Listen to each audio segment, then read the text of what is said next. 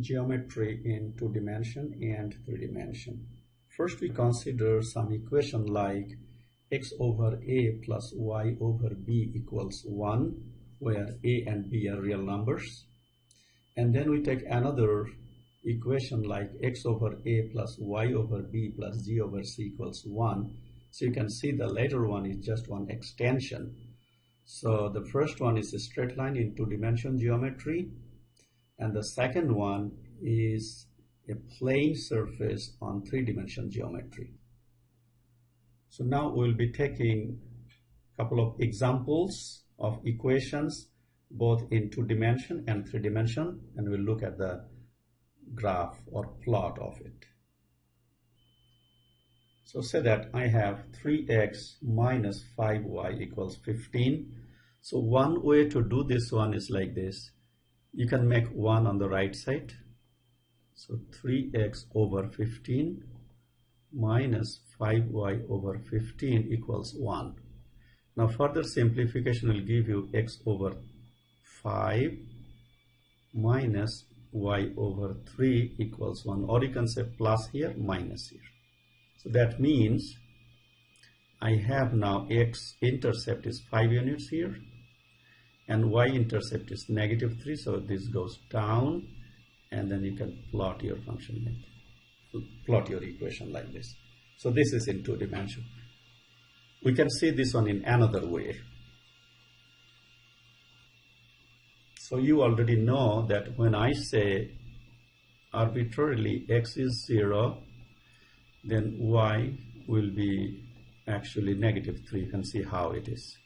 Divide both sides by -5, so you get y equals -3. So then I can plot this point here, which is 0, -3. And then again you can say y equals 0. So what will happen? 3x equals 15, and then x will be equals 5. So now y is 0, x is 5. So this is the point here, and then you just plot it. So same way you can do 3-dimension. I'll give you another example. So I'm taking a 3-dimension equation now. X plus y plus 7z equals 7. So what you do now, divide each term by 7. So you get x over 7 plus y over 7 plus 7z over 7. That means z over 1. This is 1. So what does it tell you now?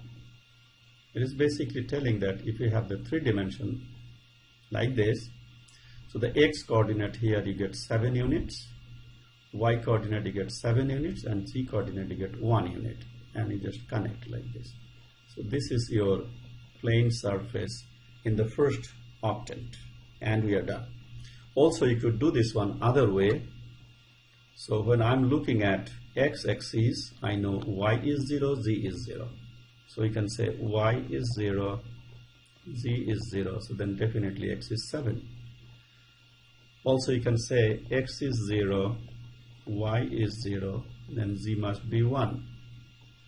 When you say another one is x is 0 and z is 0, so then you can find y equals 7. Now you can just take this coordinate, take y equals 7 units here, and you know, as usual, we say x here, y here, and z here, and this is 1 unit, so you got it. So this way you are actually making the plane surfaces. So I'm going to the next page where we have distance between 2 points. This is very simple, so I'm just giving you information. So suppose you have a point P 2, 3, and Q is a point 5, 7 in 2 dimension. Then the distance, you know, x2 minus x1 is squared plus y2 minus y1 is squared. And after simplification, you get the distance equals 5. So what happens for 3-dimension cases? You take a point in 3 dimension, 2, 3, 4, and another is 5, 7, 4. So what do? We just say x2 minus x1 is squared, y2 minus y1 is squared, plus g2 minus g1 is squared. After simplification, this gives me 5. So this is fine. Now, we just need to note that points P, Q, and R are collinear if sum of the two shorter distances, the small distances, equal to the larger distance. If it happens, then it is collinear. Otherwise, they are not collinear, so we can form a triangle. So I give you a practice problem here. You can use distances and verify that these 3 points are not collinear. So in the next page, now we'll see points and some more information in 2D and 3D both. So points on 2-dimension and 3-dimension coordinate axis.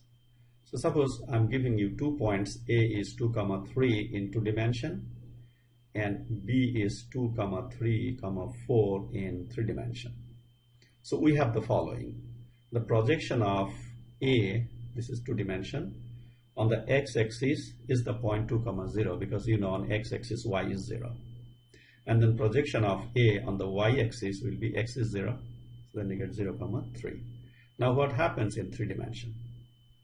The projection of the point B, 2, 3, 4 on x-axis will be just the x value we keep and yz will be 0. The same way on y-axis, keep your y value and rest 0. On z-axis, you keep z value and the rest will be 0. It's straightforward. And then we are going on plane now. When I'm going from a point to the plane. So when you are going to xy plane, so remember on xy plane, z is 0. So I'm taking the point 2, 3, z coordinate 0. When you are going to yz plane, then x is 0. And finally, when you are going to gx plane, there y is 0. So this way we get our projection of the points. I hope this will help you to do some more.